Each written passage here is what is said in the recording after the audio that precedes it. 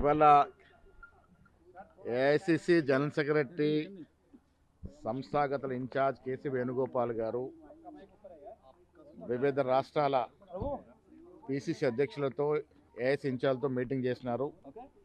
సంస్థాగతంగా రానున్న 3 నెలల్లో తీసుకోవాల్సినటువంటి అంశాల మీద చర్చ జరిగింది. సర్ పేరిట కేంద్ర ప్రభుత్వం ఓట్ల తొలగింపు ప్రక్రియను అడ్డుకునేందుకు సమర్థవంతమైనటువంటి బ్లాక్ లెవెల్ ఏజెంట్ నియమించడానికి కసరత్తు చేయడం జరిగింది.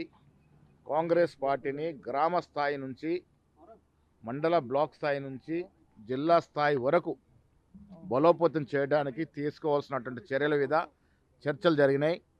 తెలంగాణలో జిల్లా కాంగ్రెస్ కమిటీల యొక్క నియామకం పూర్తయింది.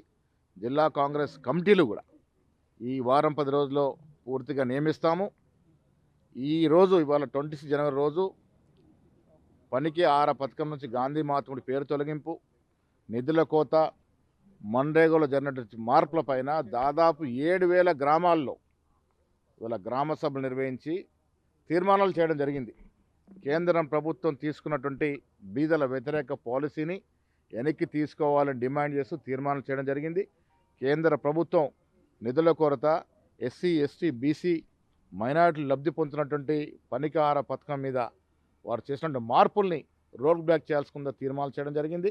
దీంతోపాటు వచ్చే 2.5-3 మాసాల్లో గ్రామ స్థాయి నుంచి రాష్ట్ర స్థాయి వరకు కాంగ్రెస్ పార్టీని పటిష్టం చేస్తాం.